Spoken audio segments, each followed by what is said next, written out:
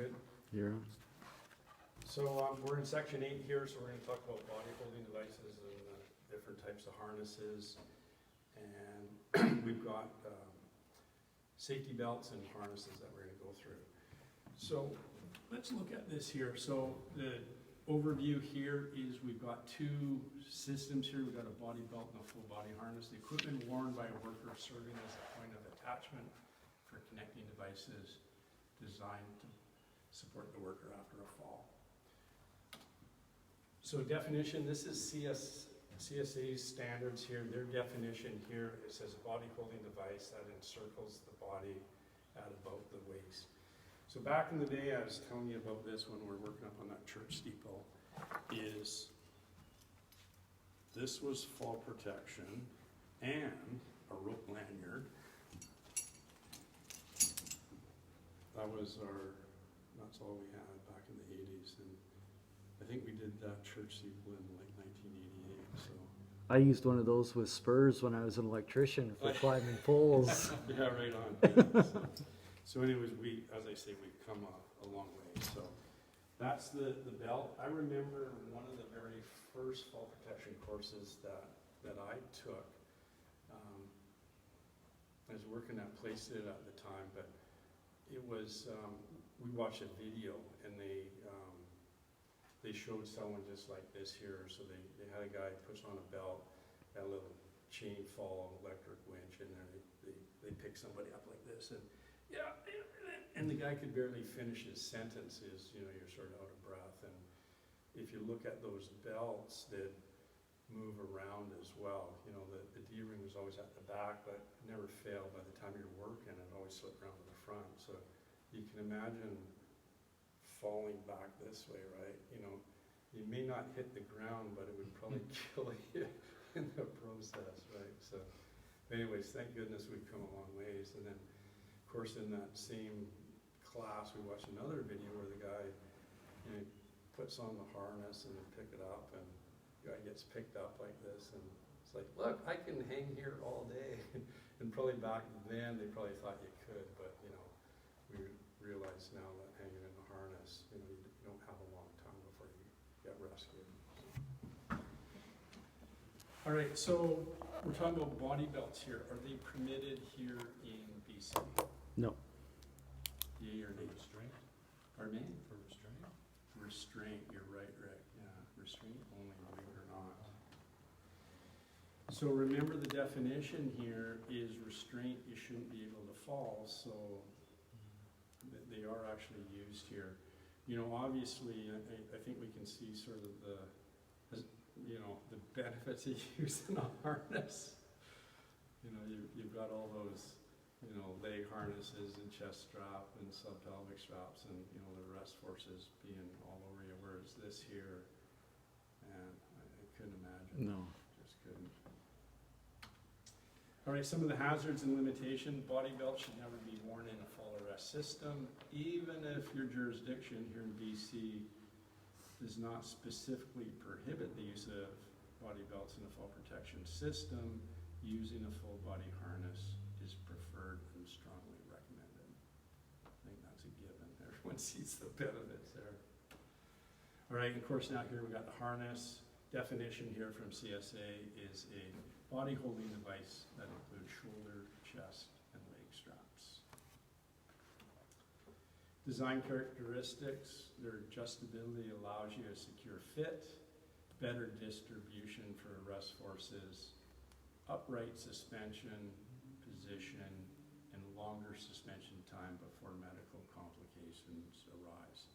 So that's the suspension trauma. So basically you're in that harness, leg straps are here, and after some time there, those are your pressure points there, and then of course the circulation cuts off. So at least you're in an upright position this way, whereas the belt, try to snap you back.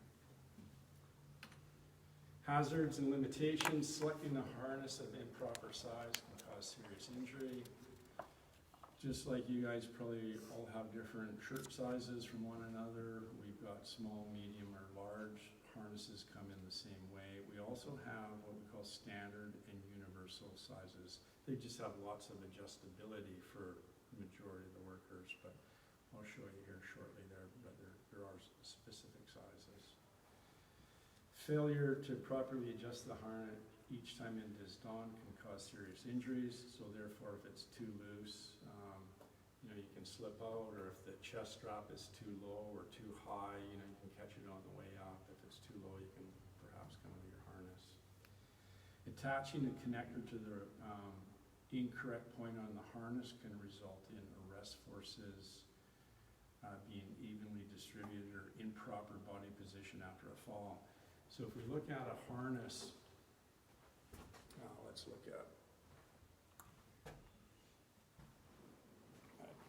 at this one. This one's got the arrest on the back, but it's also got D-rings on the hip. This is called a P harness for positioning. So can you imagine if you perhaps use that for fall arrest, right? So you're gonna fall this way, right? So that's where they're saying if you hook onto the wrong attachment point, you get yourself in trouble.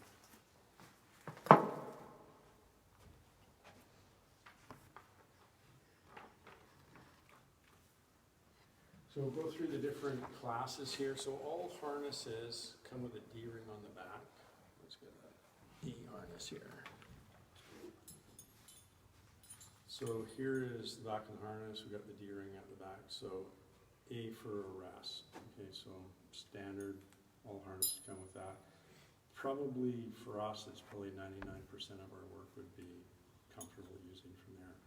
From there, the harnesses come with, I'm going to say options, belts and whistles. They're all designated by letters. Another one that I got here is the one I just showed you.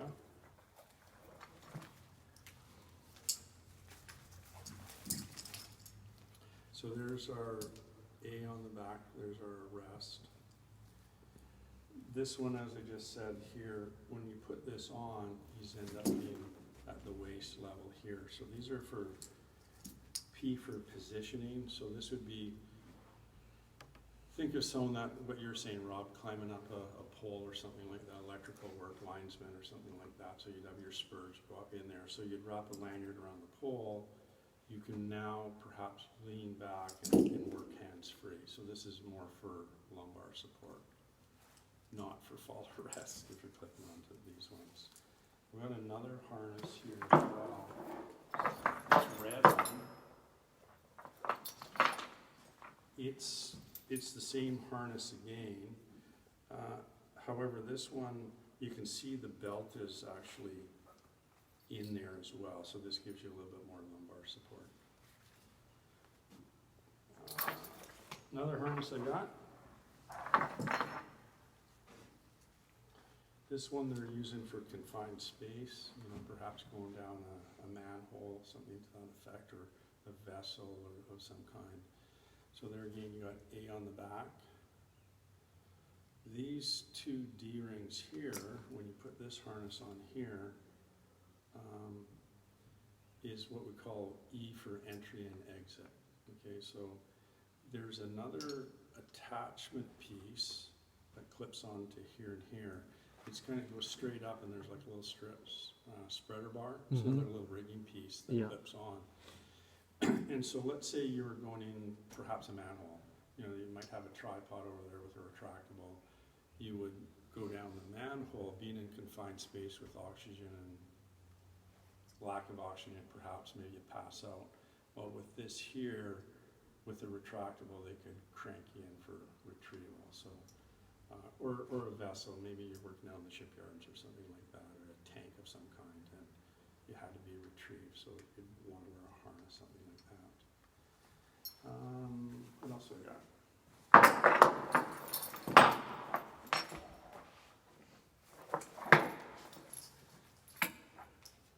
Back to this harness again.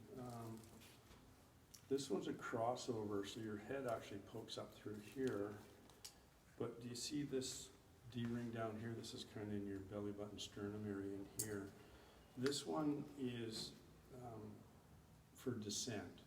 So you'd be mechanically lowered or raised with something like this. So let's say you're on It could be anything, a chain fall or a block and tackle or something like that. So think of it perhaps maybe a window washer, that guy in the bosun's chair, something like that set up.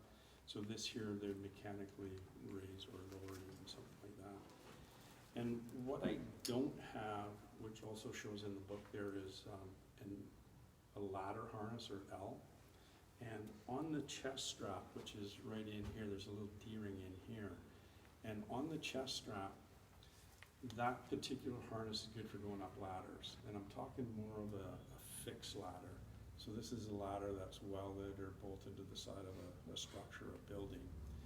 And with that harness, you're gonna clip onto here. What they have is, more times than not, is a cable grab. So it's a lot like a rope grab, but it grabs onto the cable. So as you're climbing the ladder, you clip onto here, and if you fall or something like that, the cable grab grips in, just like a rope grab, and it stops your fall.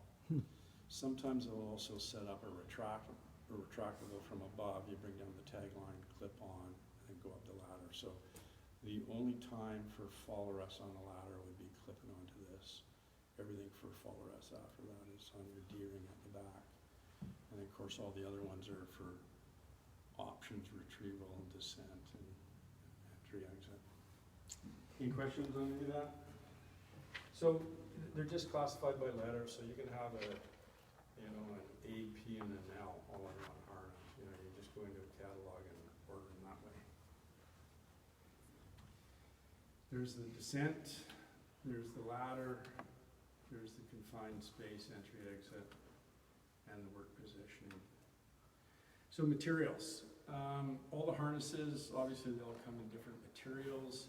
Most of them are all, these ones here, all polyester, nylon. It's good, the webbing is supple, cheap for the most part. But you can also get into harnesses that, what I'm trying to say, are fire retardant. So let's say you're a welder or you're working around sparks or something to that. You can get like Kevlar ones and Nomex, which is, they're again fire retardant.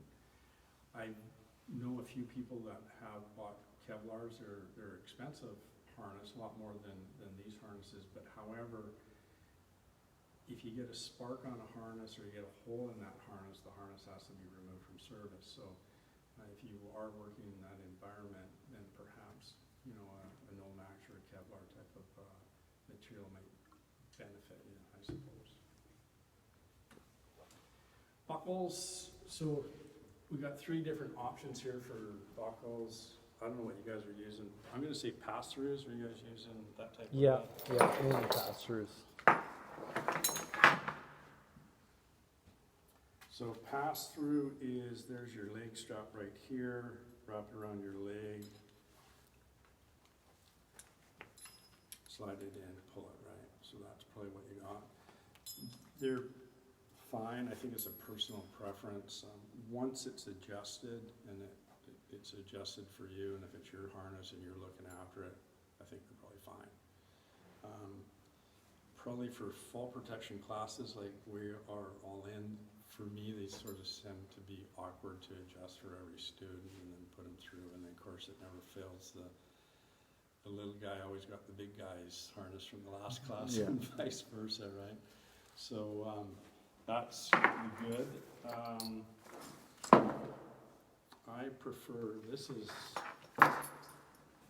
my style that I prefer, is just the old plain old belt buckle type ones in there. So put it through the main puller tight, quick and easy, from one student to another, especially in fall protection class. It works really well.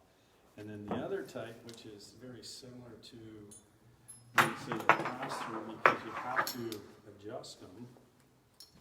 Once they're adjusted, and if this is your particular harness, the good part is they're just like a seat belt. They snap in, they lock, and just a release, you pull them out. So kind of nice too. So the better, these are, in my opinion, quicker than the pass-through. Snap in, snap out pretty good. And I think when it all boils down to it, it's whatever you like the best.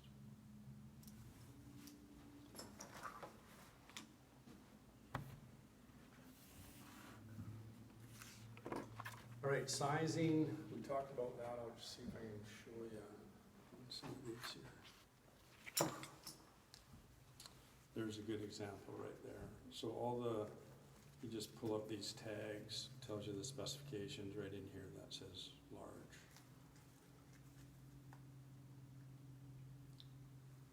And of course it's not gonna pull it out for me. You gotta work this all the way up here. But it's got little compartments here for inspections and so on. So anything you need to read is basically in that little compartment.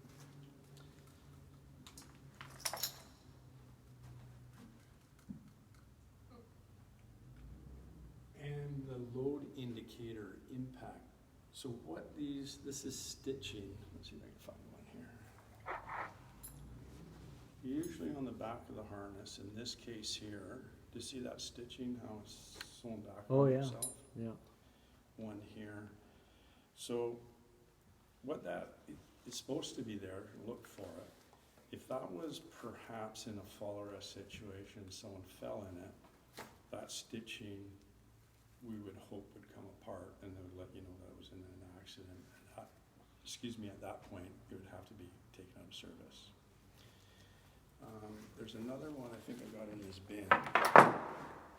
Can those be recertified once that stitching's come apart, or you're Yeah, better I don't- just, I don't think so, Rob. yeah. For the price of a new harness, you're not gonna get to send these back to the Yeah. manufacturer to get recertified. Another style of harness, this might be similar to what you have, something like that, but you can see these ones, exact same area, it's right usually below the D-ring there, but these got little flags on them, so these are little flags to let you know that that's been in a fall arrest situation. And sometimes on certain harnesses, and it's on some of these Exofibs,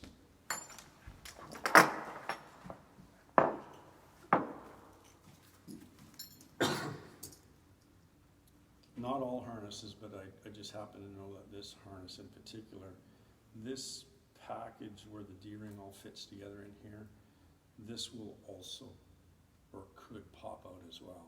So this is, if this D-ring came out of this holder, likewise, that's considered a load indicator, meaning this needs to be taken out of service. But I think probably for most of your harnesses that you're looking at is look for that little stitching sewn back on each other.